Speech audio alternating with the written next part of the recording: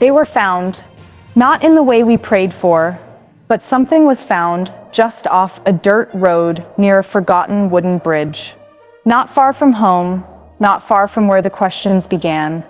What was left behind may be the only trace Jack and Lily ever gave us. And it raises one haunting possibility. Someone wanted it to be discovered, and someone else wanted it hidden. Tonight we follow that road and everything it might reveal.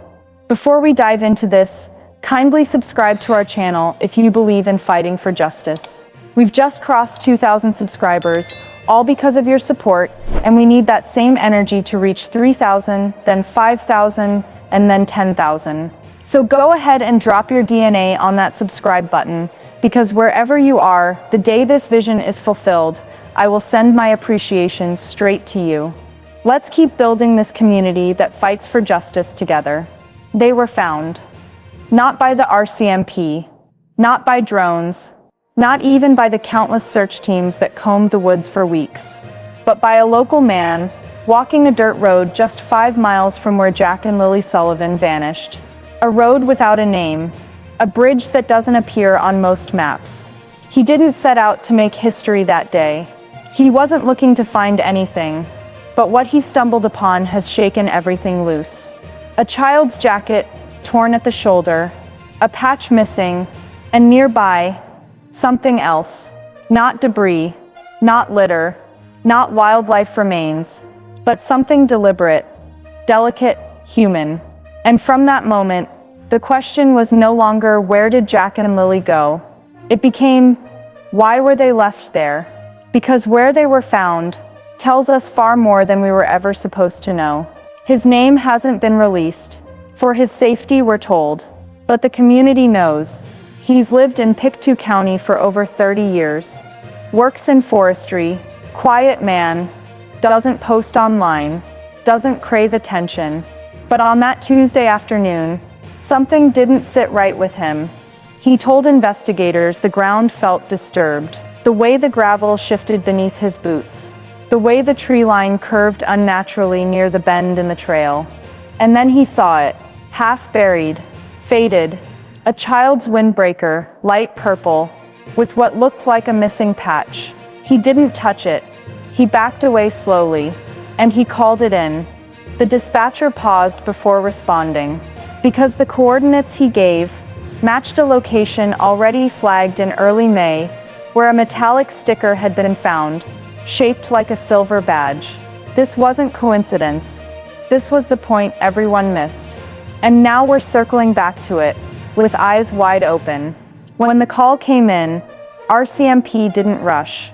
They had been to this area before. In fact, early trail camera footage was gathered from a neighbor just 5 miles from this very spot. But that was weeks ago, back when tips flooded in from every corner of Nova Scotia, and every logging road felt like a dead end. Still, protocol demanded they respond. So they did. This time, they brought dogs. They brought drones.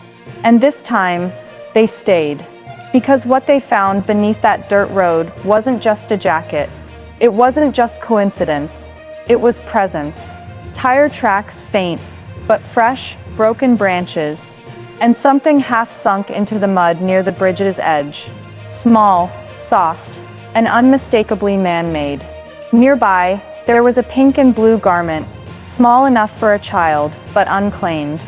Investigators haven't confirmed whether it belonged to Lily or Jack, but sources close to the search team say it matched descriptions given by the mother during her initial statement. That alone didn't confirm anything, but the location told its own story. The trail was seldom used. The bridge wasn't marked on official maps.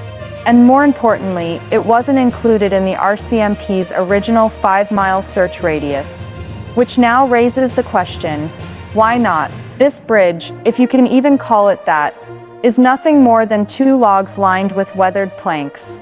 No name, no signs, no maintenance, just enough structure to allow a small vehicle across the narrowest bend in the middle river.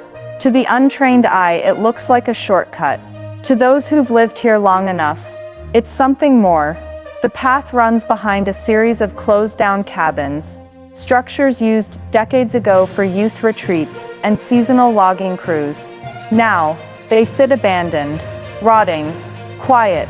It's here that the testifier paused again, because just across the bridge, buried in the weeds, was another find. A child's toy, discolored, bent, but still intact. No one said it out loud, but they all thought the same thing. If a child had been here for any amount of time, why hadn't this spot been searched more thoroughly before? The community asked. Online forums asked. Even retired officers began asking. And behind closed doors, investigators were forced to admit they had assumed the children had wandered off, not been placed. Every parent in Pictou County knew about the Thursday map, the digital trail Malia shared, documenting the movements of her and the children on the day before everything changed. It became a focal point early in the investigation, an attempt to place Lily and Jack in real time, pinpointing their last known location. The map appeared to show a predictable route, a trip from home to the Dollarama store, to a wellness center, and then back. Simple, comforting almost. But now, after the discovery by the testifier, comfort has given way to contradiction, because the location where the children were found, just meters from that unnamed wooden bridge, does not appear anywhere on the Thursday route. There is no recorded stop near Maple Road. No deviation toward the dirt track that leads to the bridge. No mention of the abandoned cabins or the narrow curve over the Middle River. The data, as far as it goes, avoids that area completely. And that's the problem. Technology tells its own version of the truth. But it's a truth that can be shaped or silenced. Investigators noted a 17-minute window between the family leaving the wellness center and arriving back home. On the surface, this delay didn't trigger suspicion. Small town roads, school traffic, a quick stop not registered by apps. But now, that gap looks different. It looks like opportunity. A silent window where a detour could have taken place. A short, untracked turn onto a dirt road. A brief stop. A moment where something was left, or someone was. Experts familiar with geo-tracking software note that poor signal, manual disabling, or low battery can interfere with data collection. In remote rural zones like this one, it's not uncommon, but deliberate disabling, that's harder to explain away. And one more thing, why was that bridge, that trail, never searched during the first sweep? Because the tracking data didn't point there, or because someone made sure it didn't. Malia's map gave investigators a starting point, a time-stamped outline of movements, a calm digital breadcrumb trail that at first glance confirmed her account of Thursday's journey. But what it did not do was explain Daniel, because according to Malia, Daniel was with them, present, participating, a family outing, routine, uneventful, and yet the version of events Daniel shared, when he spoke at all, was always thinner, more cautious, less specific. His silence began to speak for him. He offered no elaboration, no emotion, no urgency in public. And now, with the testifier's discovery of Lily and Jack's bodies, mere meters from a forgotten bridge on a quiet dirt road, his silence feels strategic. Because if they were all together, why does the map end before that road? Why does it avoid the one area now burned into the heart of this entire case? Did Daniel know something the others didn't? Or worse, did he know exactly what they'd find near that bridge, which is why he said nothing? The contradiction matters. It forces us to ask, if the map is incomplete, whose choice was that? The wooden bridge, barely wide enough for a truck to pass, was never named in dispatches, never shown on official search maps, never listed in the early RCMP updates. But it was there. And it was close. Just a 6-minute drive from Lily and Jack's home. So why was it overlooked? Locals knew of the bridge. Teenagers fished from it. Dog walkers crossed it. It was no secret, just forgotten by those who didn't want to see it. It took a testifier, not a detective, not a tracker, to walk that dirt road again. And when he did, he found them. Not wrapped, not hidden, just left, as though their disappearance had always been meant to become someone else's memory. There are places that haunt a town quietly. And now, that bridge is one of them. Not because it was the site of a crime, but because for 47 days, it wasn't even checked. The question now isn't just how the children got there. It's why no one ever looked. Timelines are supposed to clarify. But in the case of Lily and Jack Sullivan, the timeline did the opposite. On May 2nd, police were seen canvassing areas near Lansdowne Road. Drone sweeps. Door knocks. An unusual amount of quiet activity. The same vicinity where Lily's sticker was reportedly found days later. Yet publicly, the children weren't declared missing until May 22nd. That's a 20-day gap. And in those 20 days, questions piled up quietly.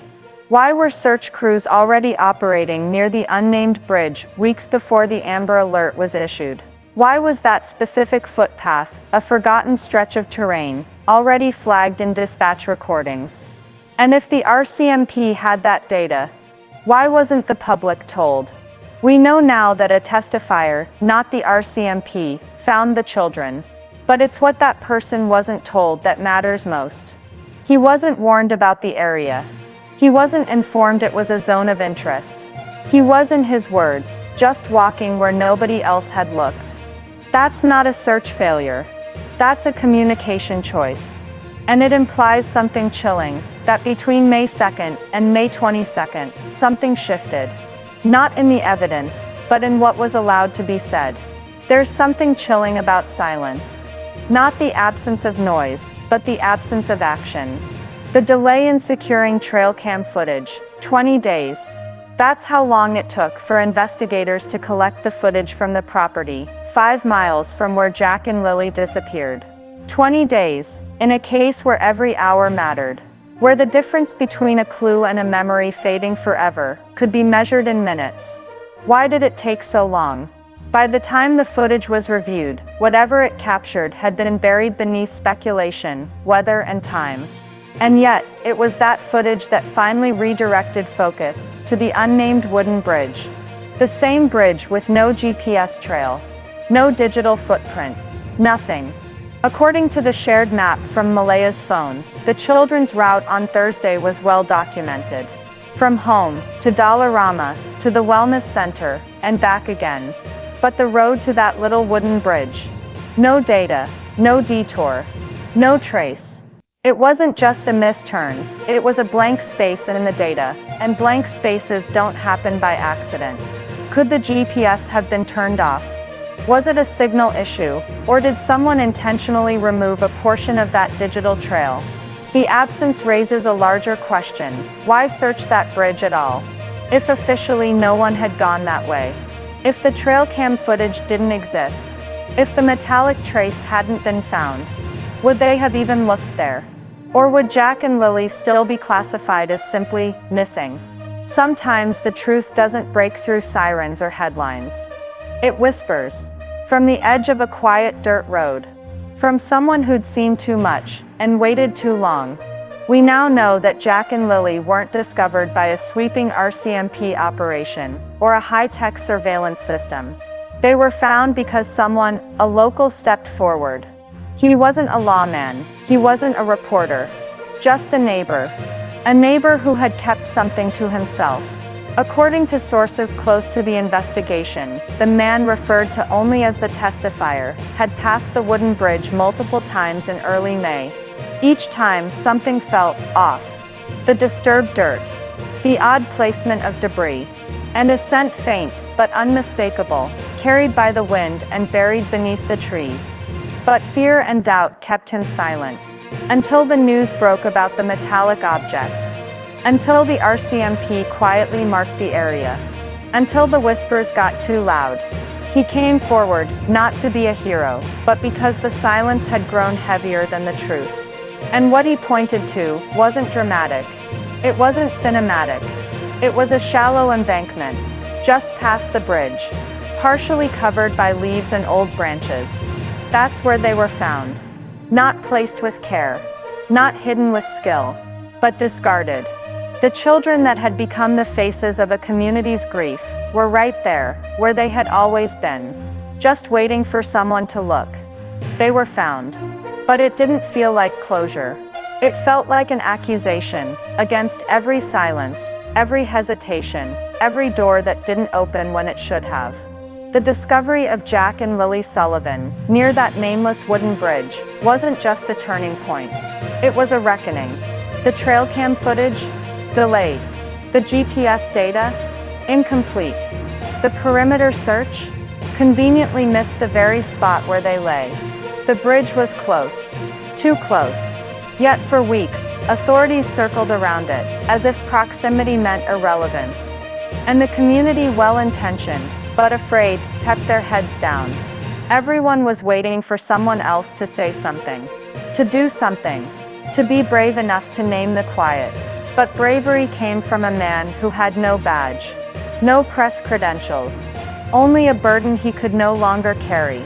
What happened to Jack and Lily isn't just a tragedy of violence. It's a tragedy of bureaucracy, of systems that malfunctioned, of people who underestimated how evil hides, not far away, but right in front of us. In the end, it wasn't high-tech. It wasn't policy. It wasn't protocol. It was human conscience. Flawed, late, but finally awake. Now questions echo louder than ever. Why wasn't that bridge searched sooner? What wasn't shared with the public? And who knew more than they let on? Because if justice matters, then silence is no longer neutral. It's complicit. For Jack. For Lily. We don't move on. We dig deeper. And we don't stop until every truth buried near that bridge is pulled into the light. The story didn't end with the discovery. It only deepened. Because when the truth emerges, it leaves questions in its wake. Questions that can't be ignored anymore. Why did it take a civilian's conscience to uncover what search teams missed? Why wasn't the bridge, so close to their home, so crucial, scanned with urgency? Why were trail cam footages held back for 20 days? And why did the GPS trail, the one we trusted to trace their final movements, lead us everywhere except there? Was it a glitch? Or a cover? Too many delays. Too many blind spots. Too many adults who looked away. For weeks, the narrative was carefully curated, structured around alibis, clean timelines, official statements. But the truth? It didn't follow protocol. It didn't care for press releases. It waited beneath a blanket of leaves, at the edge of a wooden bridge, until someone broke the silence. Lily and Jack Sullivan were failed. By a system designed to protect them. By a community that knew more than it said. By adults who forgot that children don't disappear without traces, unless those traces are buried. Now the questions won't stop. And they shouldn't. Because justice doesn't start with courtrooms. It starts with courage. With people who refuse to forget. Who demand to know how and why this happened. And who let it happen. Lily and Jack are no longer missing. But their story is far from over. Now it's our turn, to speak where others stayed silent. To keep asking. To keep pushing. Until silence is no longer safe.